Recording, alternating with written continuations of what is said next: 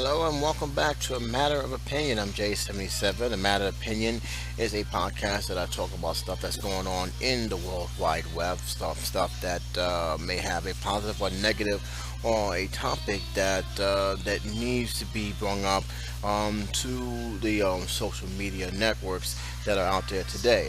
This podcast is being presented through Vismo, Daily Motion, YouTube, and is a proud partner of MaticExpression.com, and it is a Mirrorstein Publishing production.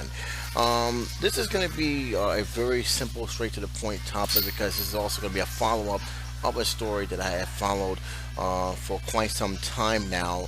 I mentioned this through my first episode, talking about the situation with Twitter, and this was pretty much leads to me with the topic that a lot of people are now starting to share this information for educational purposes. I will leave links to those other YouTube channels because it's important that you guys get the heads up of what this is, especially if you have children out there who are surfing surfing the web, to be more aware of what's going on, especially the softwares who allow individuals to explore these sites. So before I do that, let's get right straight to the Twitter situation. Remember last week, if you recall, I have mentioned that Twitter is in a process of a lawsuit that is being done. Now, I'm going to leave a link to this article so you guys can see it for yourself. There's even some video confirmation about this.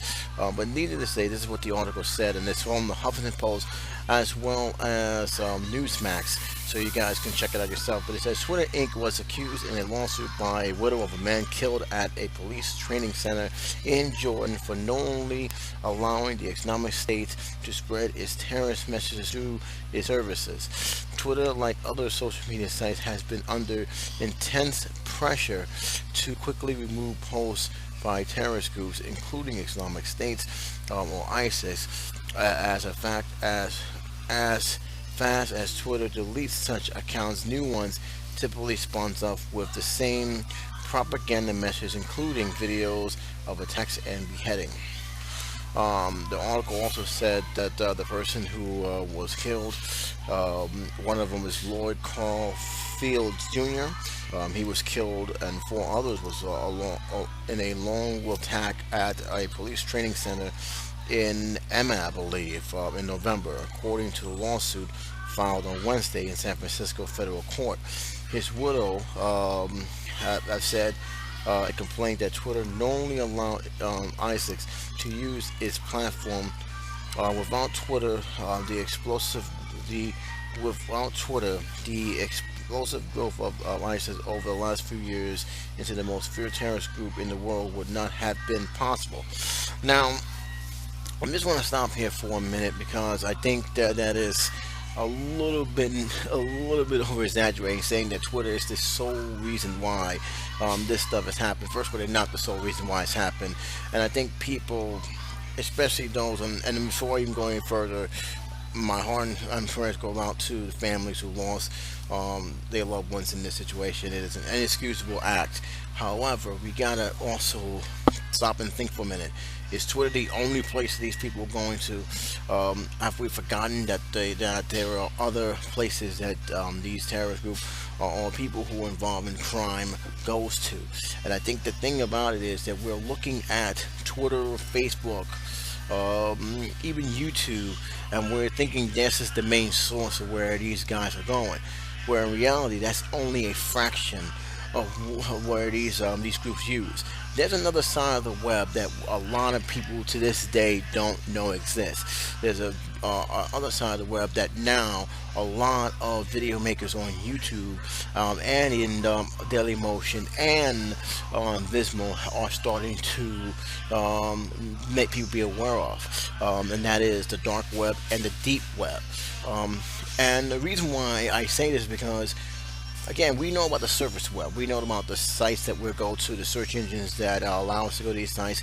We know what we are accessing. We know about Twitter, Facebook.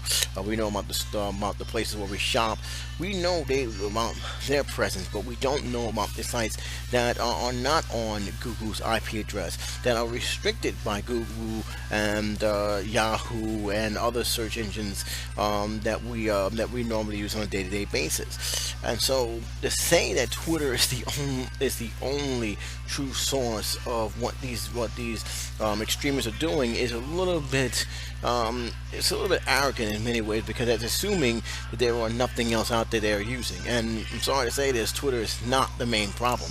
The main problem is more deeper and more complicated than one may want to believe or care to believe. There have been reports of sites or involved in major criminal activities, sites that have actually been closed down by the feds and other government officials overseas. There are sites that promote extremist behaviors, as well as other criminal activities that will make you sick to your stomach. And then this is the kind of thing that we don't see, we don't know about. We hear something about it, but we really don't know. And a lot of YouTubers, a lot of people who are investigating this are really trying to push the word of say, hey, this is out there. The World Wide Web is more dangerous than one people will care to imagine. And there is that other side that are just as worse than what we're seeing in the surface.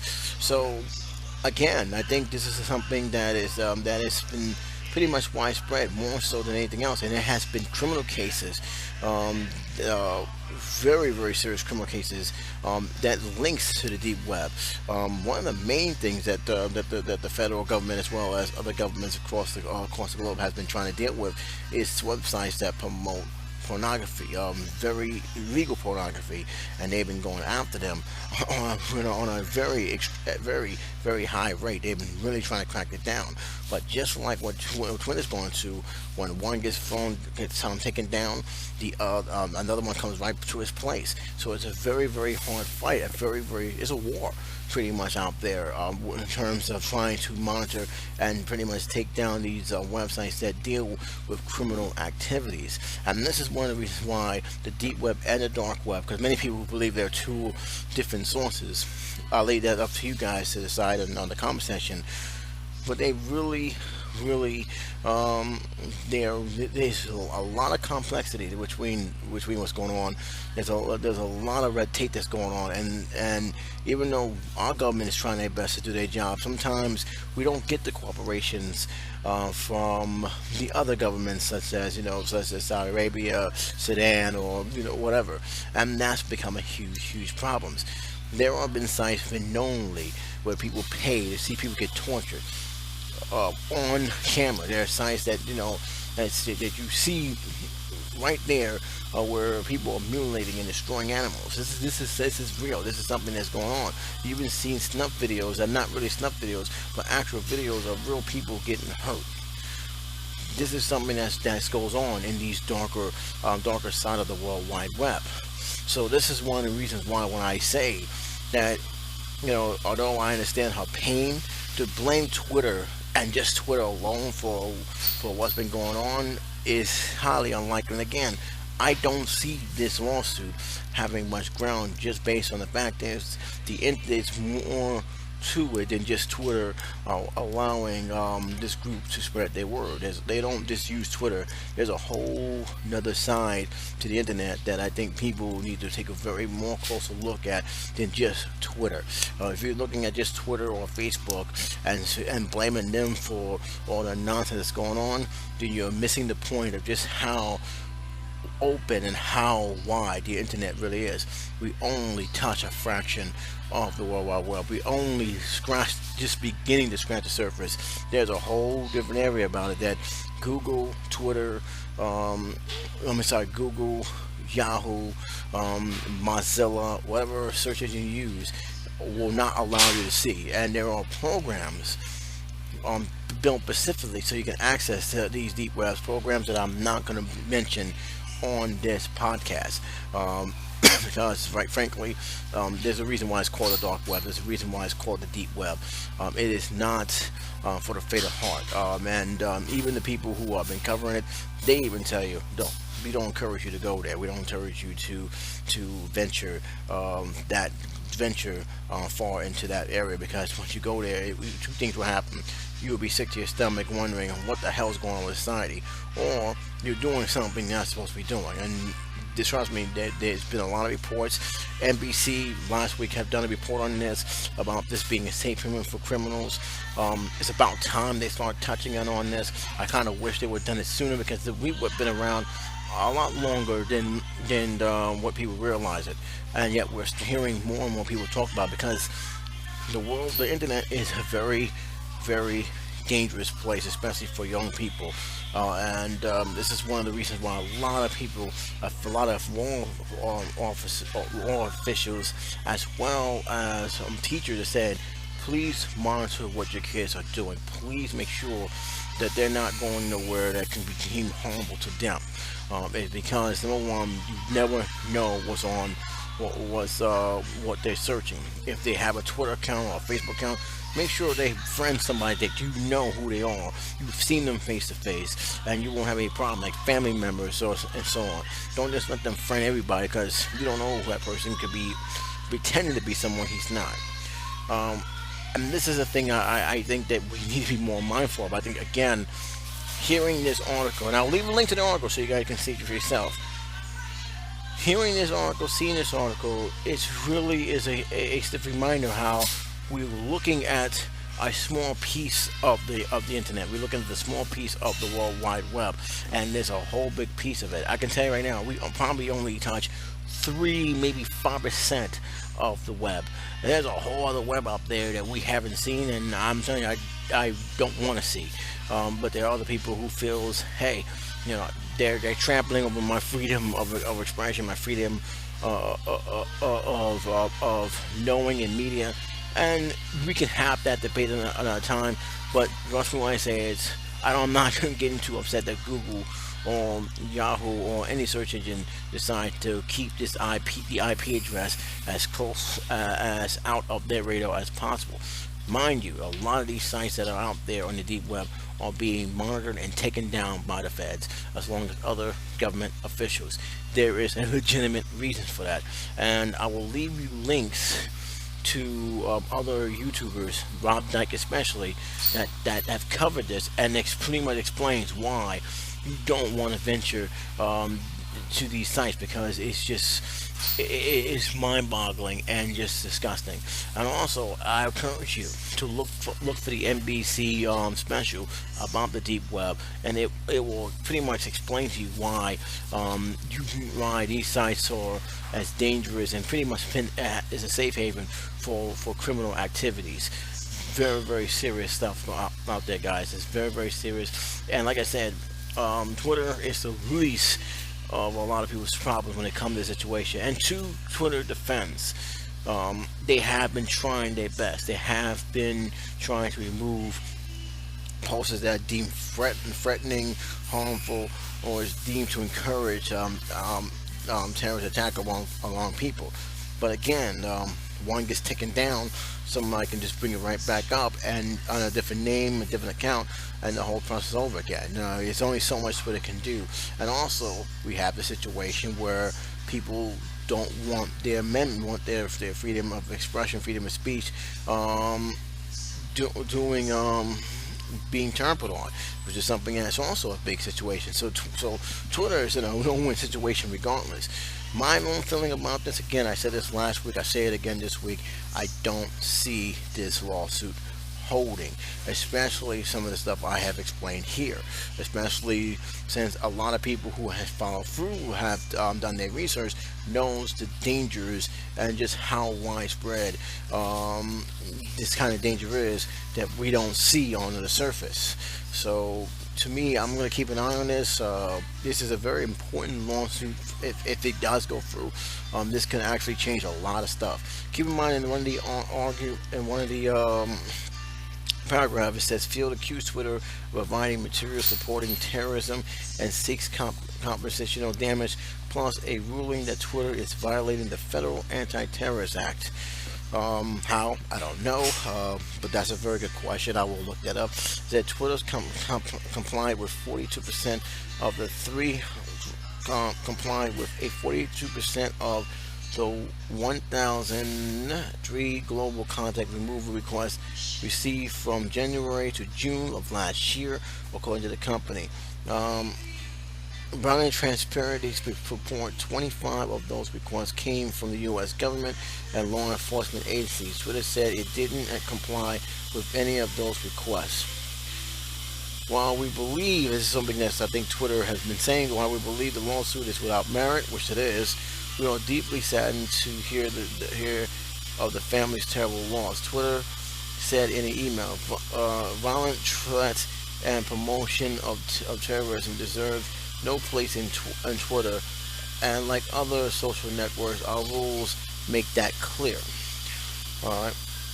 It says also here that last week, Obama administration announced the creation of a task force to help prevent extremist groups from using social media and exert to radicalize or mobilize recruits.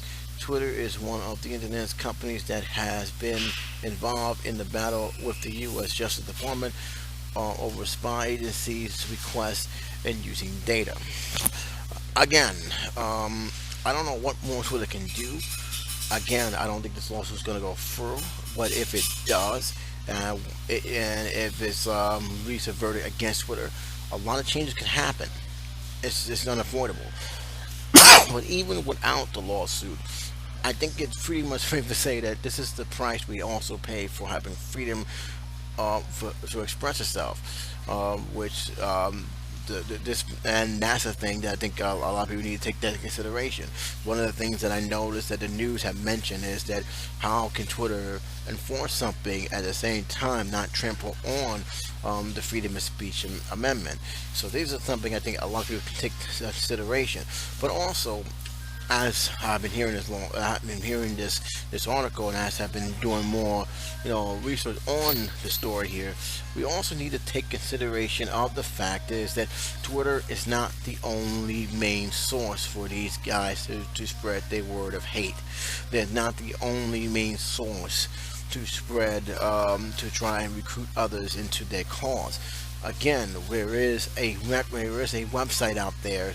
There are websites out there we don't know about, we don't see. They're not going to be in search engines. That these people, along with other people who want to do vile things or act out their devious fantasies, and we just simply don't see it. And we have to acknowledge that before we even get on Twitter.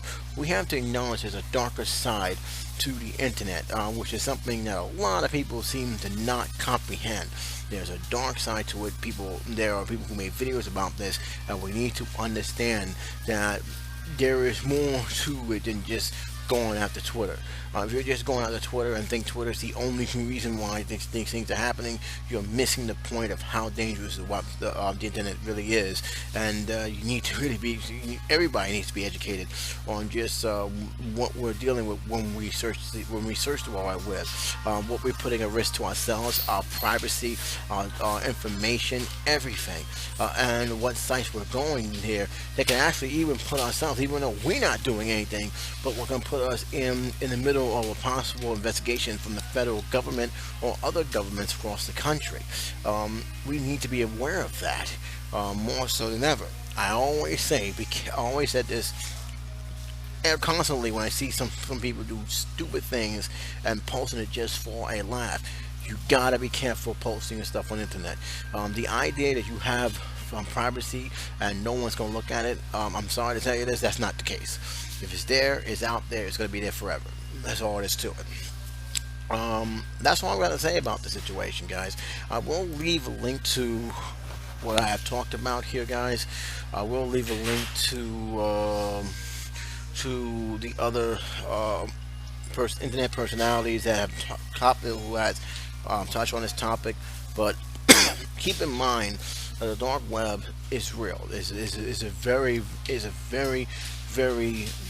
is just as real as the surface web, as anything else you probably have, and the stuff that goes on there uh, will make you scratch your head and wondering where did we went wrong, where did we went wrong. But that's my opinion. You guys have your opinion. I like to hear you guys out. I like to hear your feedback on the matter. Until then, this is J77 saying take care, be safe, and I'll talk to you soon. Bye bye.